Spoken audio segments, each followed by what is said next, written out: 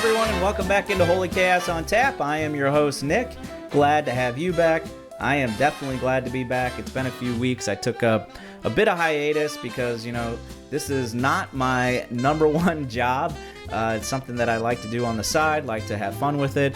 And I actually have a normal 9-to-5 job. And I also am obviously a father, a husband, a lot going on. And, it's funny. The last episode that I talked about how I had to take a break, and there was a lot going on at home because kids were getting sick. My wife was getting sick, and it's like I said, everybody's back to health. Everybody's back healthy again. It's all good back in our household. And sure enough, all the kids get sick again. It's an endless cycle. What's funny about it, what makes it even more challenging, more chaotic. What happened was my wife actually had a planned getaway weekend with the girls. One of her good college friends was turning 40. So she lives in Kansas City. We live in St. Louis. So some friends went from St. Louis up to Kansas City to hang out for the weekend. And so I was at home with all three kids, which is, I don't care. I love watching the kids. I watch my kids quite a bit, because my wife has to go do stuff, and then she watches the kids because I have to go do stuff. But a weekend alone with the kids, some dads might be like, oh, I don't know about that. I might need some help. But it's no big deal for me. But anyway, I planned on it's funny how you have plans. I talked about this in episodes before where like I have a plan. I want to do things, but then God sends you a detour, and you have different plans. And so I had these plans all set up for the weekend for being at home with all three kids. First thing we were going to do, we're going to go to the fish fry on Friday. And so easy peasy, don't have to worry about cooking dinner. I can just go up to the fish fry. We get dinner up there, and then the kids can kind of just run around and play and then hang out with their friends. And then I can just come home and put them to bed and, done. Well, so immediately that goes to the wayside because my oldest ended up staying home on Friday because he had 102 fever. So didn't go to school, not going to the fish fry. So I go and have him at home with me all day. He's just absolutely miserable too. I mean, it's like one thing for him to just, doesn't feel good. He kind of like lays around and plays on his, he might play on his iPad or he might watch TV, but he was literally doing nothing. He didn't want to do anything. He just wanted to sleep. And so it was a challenge for me to get him out into the car to go, drop off the twins or go pick them up at the end of the day. But anyway, we come home after getting the twins, and he just goes right to bed. I get the twins from daycare, and he just goes right to bed. So then I got one sick kid, and then not too bad. He's got fever. He's just tired. But then my youngest starts throwing up in the kitchen, and I'm like, uh-oh. And here we go. And then so I get him, throw him in the bath, start cleaning up there, and then I get 2 buckets out, and I'm like, okay, if you're gonna get sick, then your twin sister's gonna probably get sick. And so luckily my youngest did get sick again, was able to get in the bucket.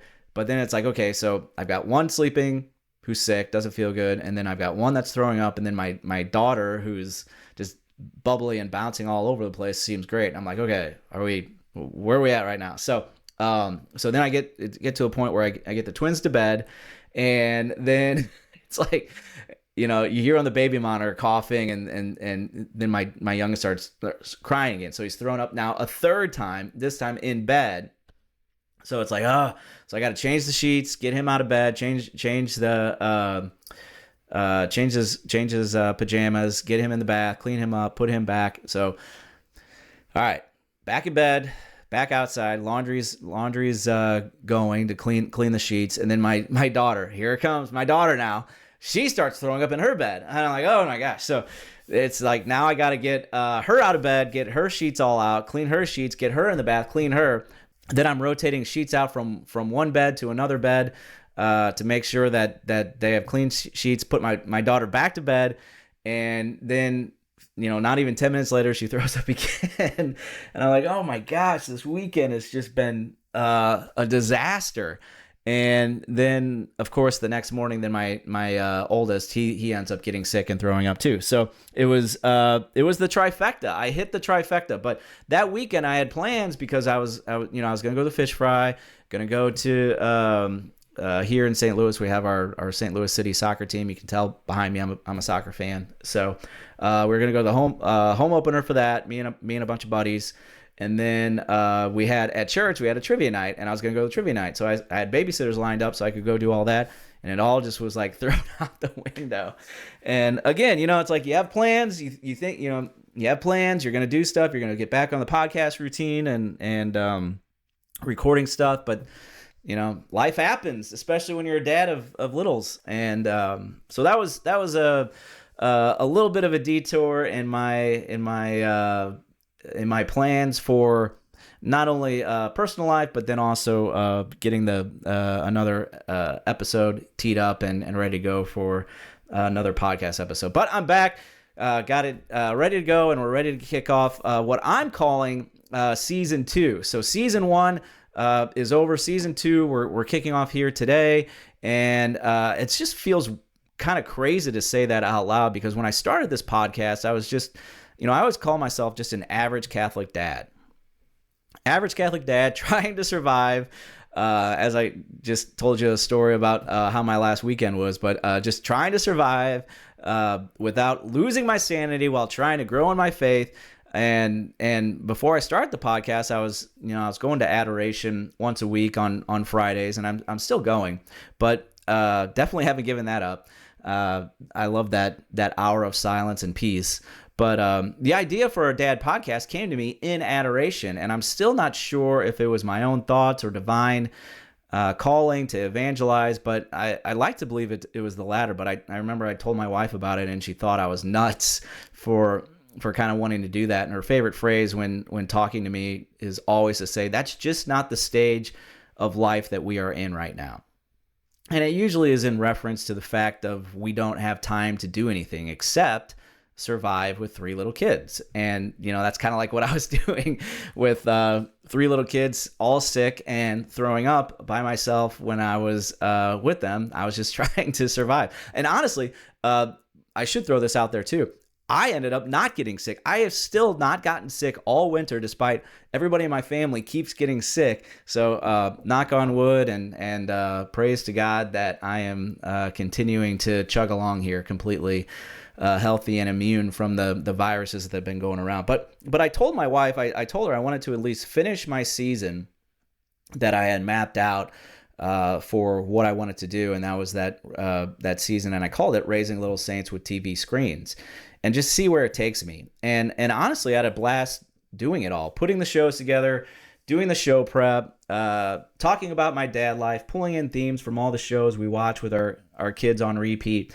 I said it in my last episode of the last season that I was glad I was called to do it, because I thought it was just such an interesting spin on evangelizing and bringing in messages or themes and better ways to be a dad or a husband by paying attention and actually watching and listening to the movies and shows that are sort of noise or on repeat in the background with the kids. And so now we are here, and I have re-upped for another season. I have signed on for another season, signed on for $0.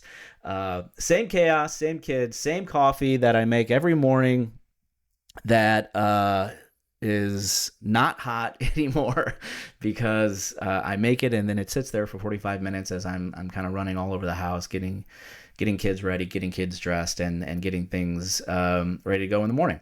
But something is going to feel a little bit different, because somewhere along the way, I did realize something while doing these podcasts, and surviving fatherhood, surviving being a parent, surviving this stage of your life, that's not the goal, I think, of where we need to be. That's not the stage of life we are in right now. And in fact, I think we're at the stage of growing into fatherhood. That's the stage that we're in. And that can be said for just being a parent too, or for any moms that might be out there listening.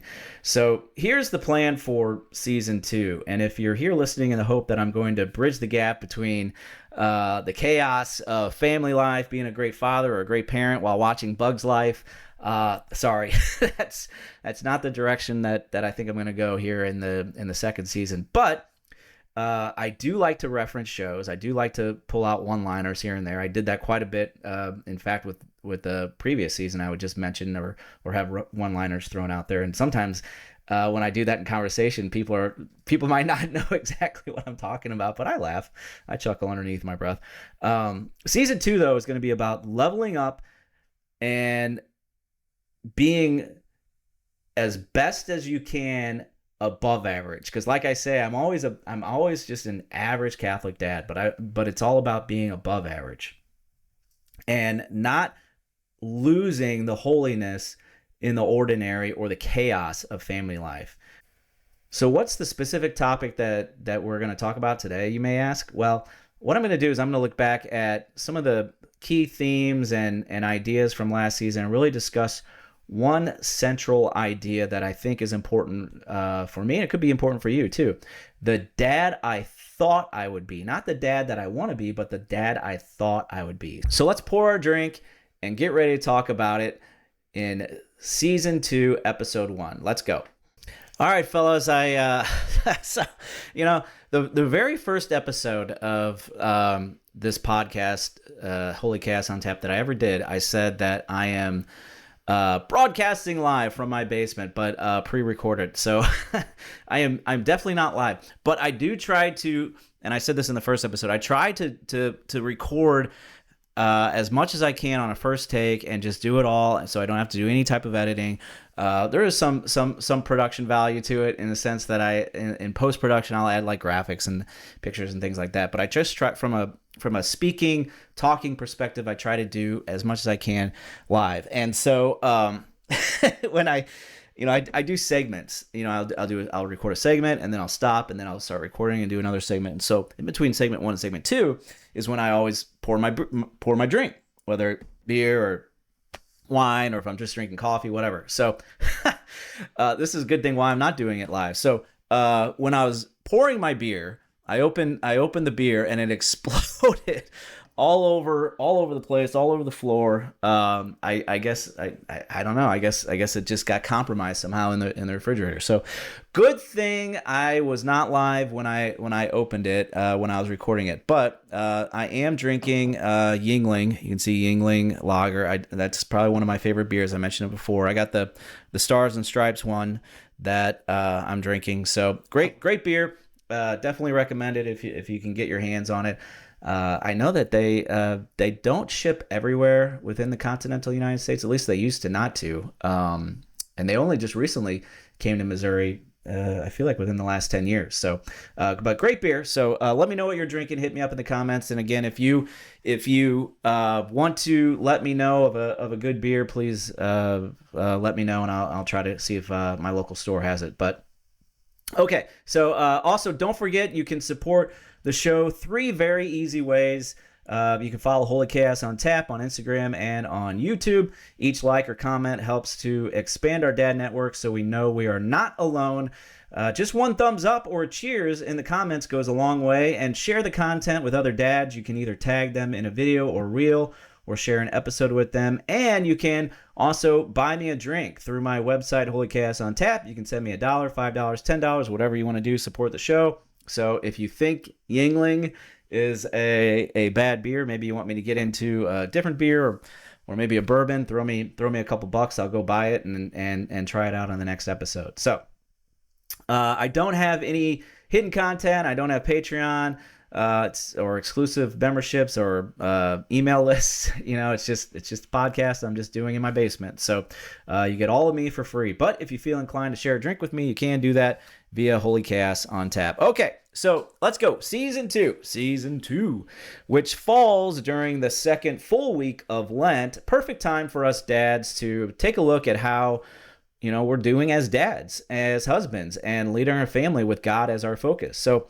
one thing I want to do is take a look at what we talked about in season 1 and how it taught me something important. Because, obviously the name of the show is Holy Chaos on Tap. And as a dad, a parent of 3 toddlers, 3 very, very rambunctious kids, my house is pure chaos more often than that, and more often than not. But I assume, I hope,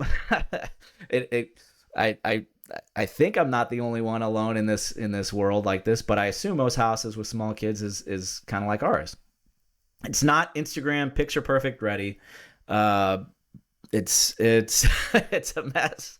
But chaos isn't the enemy. I feel like it's not really a bad thing. Distraction is the enemy. Distraction is a bad thing. And we talked a lot about some great topics in season 1, and a lot of it really fell around me and how I feel, and what I was thinking during that time, or how I was feeling as a dad during certain situations. But I think they are pretty relatable to other dads, and maybe other moms out there too, if moms are listening. But one, finding the joy in the daily dad or parent routine, the often mundane routine. It's just like day in and day out, the same thing. It's just like, it can be a drag. And I talked about how we need to find the joy in that daily routine. Healing family wounds. How when we pray to God for answers, his response can sometimes be detours we didn't expect or want. Like 3 kids getting sick all at the same time on a weekend I was by myself. The idea of having fear and trying to control everything, just being present as a dad, and having humility. Again and again, we started noticing patterns and something familiar. And holiness doesn't come from escaping the mess or trying to control the chaos. In fact, trying to have control and order in a house with a bunch of tiny, crazy humans is basically virtually impossible. It's organized chaos, if at best. And holiness comes from really engaging in that chaos. Don't shy away from it. Don't try to fight it. Don't try to control it. Just engage with it. And here's the hard part for me, and probably for you too. It's easy, very easy to talk about holy, quote unquote, holy chaos. What is really hard, growing inside of it spiritually, being in it and then growing inside of it spiritually. I don't want anyone to ever think for 1 minute, just because I say this or that on this podcast, that my home life chaos is under control. It is. I mean, I like I said, I just talked about it with the 3 kids getting sick all at the same time on the weekend I was by myself. It's just, it's nuts at times in our house. And the one thing I have found after going through that first season of episodes that I created, I am more aware of a lot of the moments where I can be more vigilant or extract the holy in those situations. Maybe take a breath and maybe give up control and give it to God. I'm definitely more aware in those types of situations. And honestly, this is where season 2 kicks in. And like I said earlier, it falls at a perfect time. It's Lent. Lent for me is a great time to level up, to try to be above average, because I've repeatedly said, you're going to get tired of me saying it, I'm just an average Catholic dad trying to be above average. And here at Lent, it's the time to take that forward. And I said at the beginning of the episode, I love Lent because it's an incredible time to just reset and rehab your spiritual life. At the beginning of the year, a lot of us, we have New Year's resolutions. I have, you have, we come up with things that we want to be better at. And one of the things that I said at the beginning of the year is I wanted to be healthier, exercise more, and any type of effort to get in shape, to rehab from an injury, it takes training, repetition, commitment to get physically in shape, to get better at what you want to do or how you want to look. Same can be said when it comes from an injury too. Rehab, you have to train, you have to repeat, you have to be committed. Guess what you need to become spiritually strong? Training, repetition, commitment. That is why I love Lent. For me, it's like the liturgical New Year's resolution time. It's where I can set a goal for 40 days to try to become an above average Catholic dad. I can level up. So, what is leveling up? What does that mean? I don't mean becoming perfect, becoming intense, becoming hyper spiritual, becoming a monk with a minivan, standing on the corner on top of a box with a megaphone yelling, "The end is near." Which, maybe it is. I don't know. We did just have a blood moon. But I mean, becoming more intentional and more aware of your dad's surroundings. Leveling up means choosing discipline when comfort is easier, choosing patience when control feels faster, choosing presence when distraction is loud, and choosing prayer when productivity feels more urgent. In 1 Corinthians 9:24, it says, "Do you not know that the runners in the stadium all run in the race, but only one wins the prize? Run so as to win." This this is an amazing Bible passage for me. A runner, a former athlete, a guy who's just trying to stay in shape. Are you serious? A Bible passage about running? So I Googled, are there Bible passages about sports or running? And because that's my focus that was kind of my New Year's resolution, and continuing into Lent to try to be healthier and whatnot. But I was floored. The responses I got, I just picture the apostles out there going for a jog in sandals. But seriously, I ended up going down then a rabbit hole, looking at what events the ancient Olympics had, and it makes sense because the ancient Olympics go back further than when Jesus was born. So of course running was in there. But anyway, back to the Bible verse: run so as to win. That's not hustle culture. That's just purpose. Now, I can fully admit at this stage of my life, I am not out there running to win any races at all. That time has passed me by. But I am running to win in a sense. I want to be better. I want to be in better shape. I want to be healthier. I want to be healthier for my kids, for my wife. I want to set a good example for them.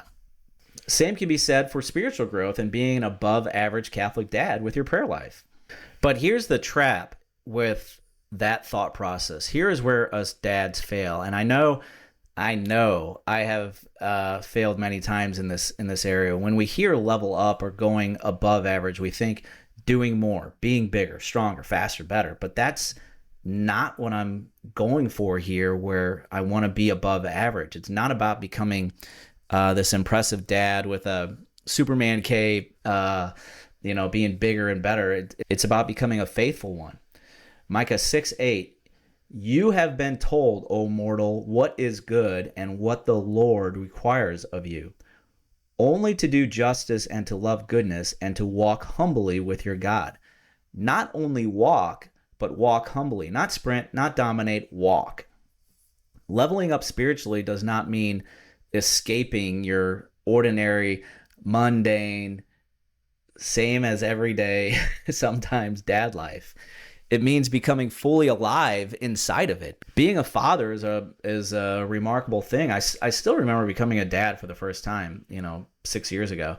Once I get past the sleepless nights, the diapers, the spit ups, the meltdowns, it truly is amazing to look at my son and feel immense love and pride in that little goofball that I see just bouncing around all over the place. But he's my firstborn. I often joke that having a kid was in fact so great, so rewarding, and so much fun. I felt that we should probably try to challenge ourselves and maybe have two at the same time next time. So that's why we had twins. But no, seriously though. But God definitely blessed us with a challenge. Again, you have plans, you think you have things under control, and then he sends you a detour. And we got a wonderful blessing, a wonderful detour with twins. But it was not easy, and everything was just amplified, and honestly it still is, for how difficult or challenging situations can be. For example, just going to church. It is infinitely harder to have 2 3-year-olds feeding off of each other and wanting the attention of one parent and only one parent. At home, weekends with the kids, it can be very challenging. You don't get much relaxation to recharge your batteries for the work week that um, that's coming up. It's for sure sometimes draining on the weekends when you have all the kids, and if you got sports, you're starting the sports circuit, going from here or there, getting kids in events. It's a drain. And how often though do we try to escape the ordinary dad life? Maybe what we need to do is become fully alive and actually embrace it. The dishes, the bedtime prayers, the spilled milk, the meltdowns, the hard conversations, the very, very tired mornings with not so hot coffee. That's the training ground for, I think, spiritual growth. Fully embracing all of it and seeing the holy in those moments is how you can start to grow spiritually, not by escaping it or ignoring it, not by being on your phone or skipping out every other weekend to play golf for 8 hours. It's a, I love to play golf, but there's sometimes these guys, they talk about how they play golf so much, and I'm like, how do you have time to do that? I probably play golf twice, maybe 3 times a year, and these guys are out there playing, every other weekend. It's like, come on. But not anyway. Incredible blessing to have. It's an incredible blessing to have time with your kids, because it's fleeting. It's temporary. It's not going to be here. Time goes by so quick. I still can't believe how fast it's been since my firstborn. He's going to be 6, and it's like, even with the twins, they just turned 3. It's like, good grief, time's flying. But it's here in these moments when you're with your kids in these early stages, early years. It's here you can sow the seeds of faith and what it means to be a good father, a good husband, a good man. This is where they learn, and those seeds are sown and implanted on them. I know it's easier said than done to be on point during the weekend with your kids. I am definitely not on point all the time. I am sometimes distracted. Even, I have my phone out. I'm looking at stuff. I'm not fully engaged. But it's the thing is, you just got to become aware of it. Once you become aware of it, then you start to recognize it, and then you start to become better at how you need to be when you're around your kids and around your family. I'm telling you, it will never be time you wish you had back. You're never going to look back on your days and say, man, I wish I played more golf. You're definitely going to look back and say, man, I wish I had more time with my kids. So maybe during Lent, with us being in our second full week of Lent, that could be something you think about or try to change going forward, being more present for your kids during the weekends. And as we progress the season and through Lent, hopefully, as dads, we can revolve around 3 important things. 1, interior leadership. You lead from who you are and not from a place of control. That, again, you got try to give up control. Emotional maturity.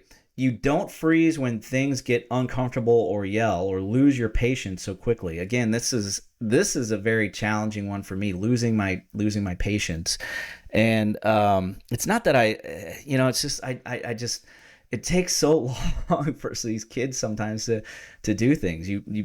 Maybe we pause, reflect before reacting. For me, again, it's just like these kids, getting them out the door. Love the twins, love how independent they're trying to be, but it takes forever for them to get their shoes and jackets on. But they're trying to do it themselves. They want to be independent. So, I have to, give up that control, let them grow, let them be independent or figure it out, as they try to do those things. Again, like bedtime routine. Twins, it takes so much time, and everything's times 2. Brushing teeth, changing clothes, going potty. A lot of that, they're trying to do themselves now. They're trying to figure it out, trying to put their pajamas on, trying to, do as much as they can by themselves. Get the book off the bookshelf, put the book back. It's those little things. It just, it's simple for us. I'll just do it. I'll just take control and do it. But it's their time to try to figure out how to do things. And finally, the big one, spiritual discipline. You build habits that strengthen your soul and have your kids see these habits. You practice with them by saying bedtime prayers and mealtime prayers. That's a big one that I think we started within the last, I'd say 7 or 8 months with my oldest. We started saying bedtime prayers with him. We have him say a prayer, and then me and my wife, we rotate back and forth between, who's going to say a prayer that night. But it's just again, it's sowing those seeds of faith, and then him realizing and understanding that's just something I do at night, as I say my prayers and my thanks for the day. And at dinner time, we're definitely not the family that has those meals all prepared every day, every evening. We sit down and we say grace and we have our meal and everything's just picture perfect. That is not us. It's, the kids have their little kids table they sit at. My wife is sometimes at the island. I'm at the main dining room table with my oldest. So it's like we're typically just spread out and we're just eating as we can. But we do try at least one day a week. It's usually maybe Sunday or Monday where we all try to sit around the table, TV off, electronics off. We say a prayer before we eat, and we have dinner. It's usually great for like 5 minutes, and then the kids are like, I don't want to eat. I don't like this. This is not what I want. And then they just get down and then they run around. So, but again, it's you're sowing those seeds to try to get them to understand and be faithful and do those things spiritually. 2 Timothy 1-7, for God did not give us a spirit of cowardice, but rather of power and love and self-control. Not fear, not chaos, not ego, power, love, and self-control. This is in all of us through God. And because of that, we can level up as dads this Lent and then carry that forward after, because it's not just about being good during Lent. It's about it's training, it's exercise, it's taking it forward. Once you have rehabbed, once you have trained, you can then go forward past Lent and continue that spiritual growth. So as we talk about this, here's a question you need to be asking yourself. And I think it's an important question, something that I ask myself quite a bit. What kind of dad am I becoming? Not what kind of dad am I, but what kind of dad am I becoming? Because you are becoming something every day. It doesn't matter if you're a brand new dad who just had your first kid 10 minutes ago, and hey, thanks for listening.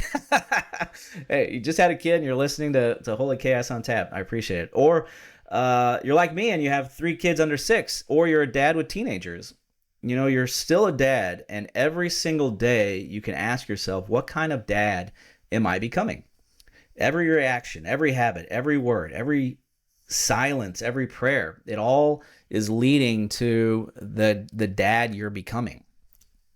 This has been a huge shift in how I react around my kids and how I act. Lately, I've been battling this idea of being a good dad that is calm and not reactionary or impatient, but at the same time, I want to be a dad that is firm and disciplines my kids appropriately. Because I don't want my kids to just grow up to be,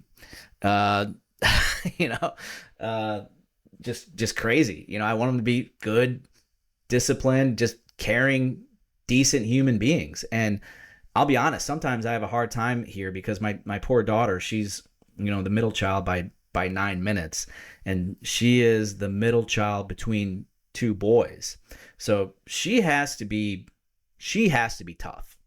But she also loves to be a bit of a rabble rouser, SHIT disturber.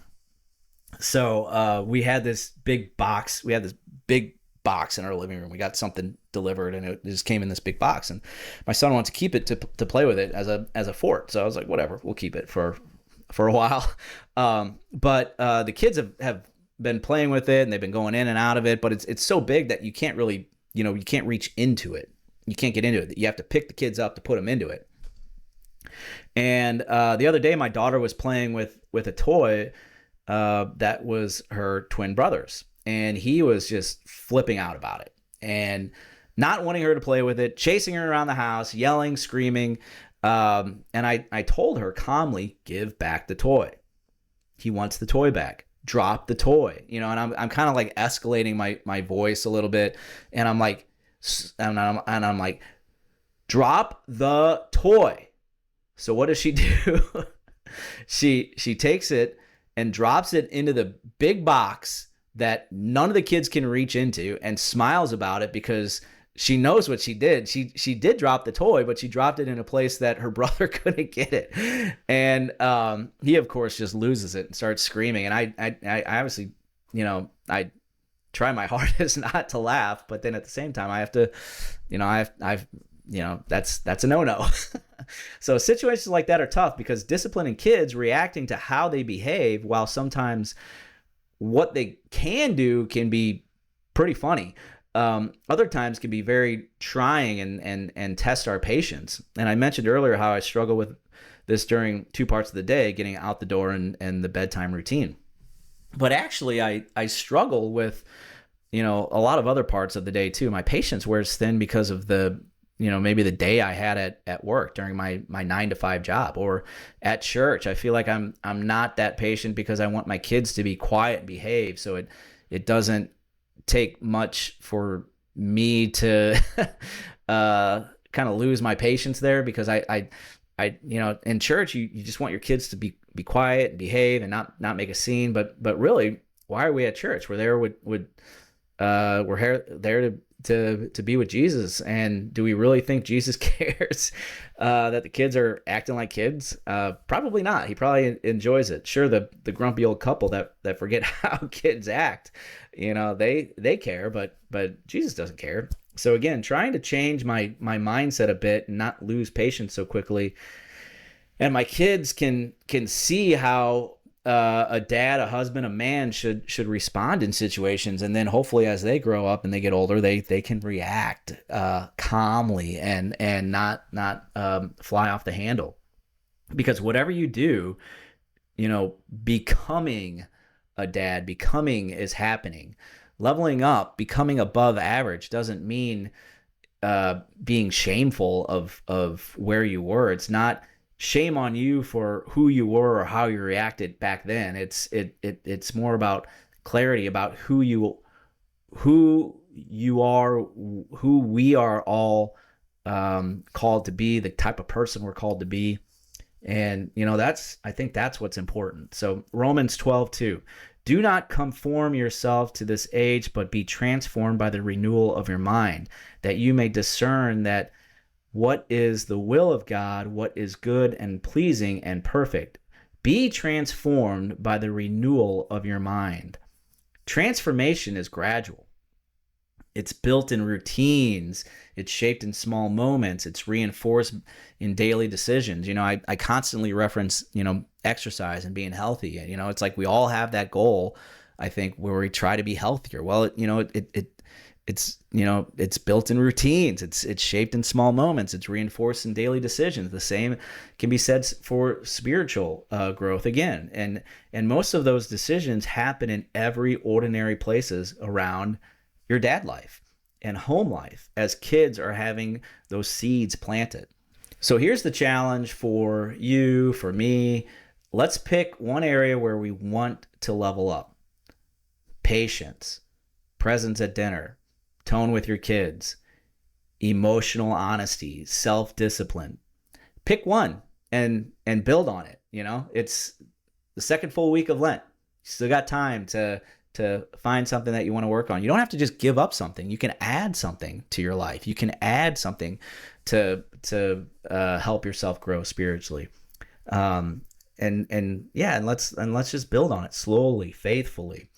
And growth in fatherhood, it doesn't happen just, instantaneous. It happens with consistency. And if you noticed from my list of things that, it's just a quick list. It's not an all-encompassing list.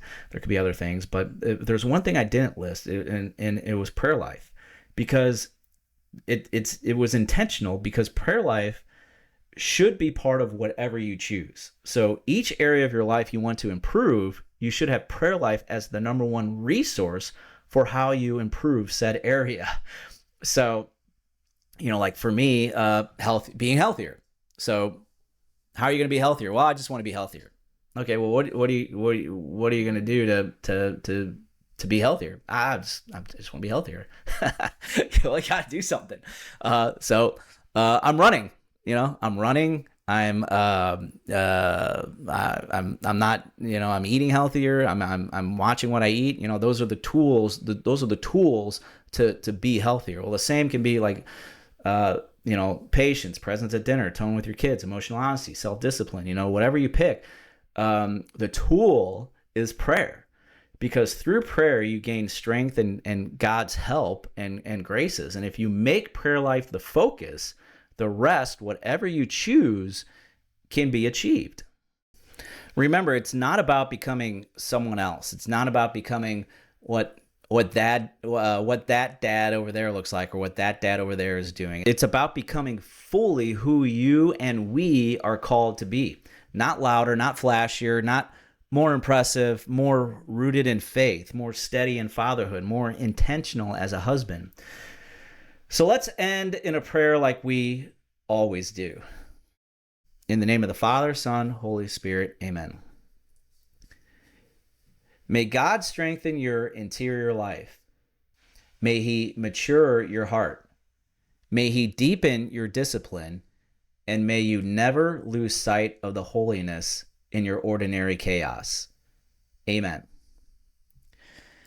All right, fellas, thanks again for tuning in. This was definitely the longest podcast I have completed. I promise you they're not all going to be this long. There was just a lot that I had to say, a lot that I wanted to talk about, because it's been a few weeks since I was on. So as I was writing, I just kept adding more and more. So promise it's not going to be as long as this one was on the go forward. But glad you were able to join today. Glad you're able to be part of today's first episode of the season 2. And remember, there are 3 ways that you can always support the show.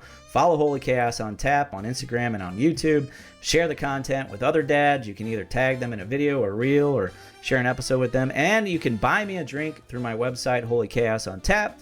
You can send me $1, $5, $10, whatever you support for the show will be greatly appreciated. And if you have a specific drink that you would want me to get with whatever you're supporting the show with, make sure you comment on what you want me to try, and I'll go out and buy it, and I'll try it on the next show. So I don't have Patreon or hidden content that is exclusive to membership. You get all of me for free, but again, if you feel inclined to share a drink with me, you can do that via holychaosontap.com. So thanks again for listening today. Thanks for choosing to level up, and let's all become above average Catholic dads this Lenten season. Cheers.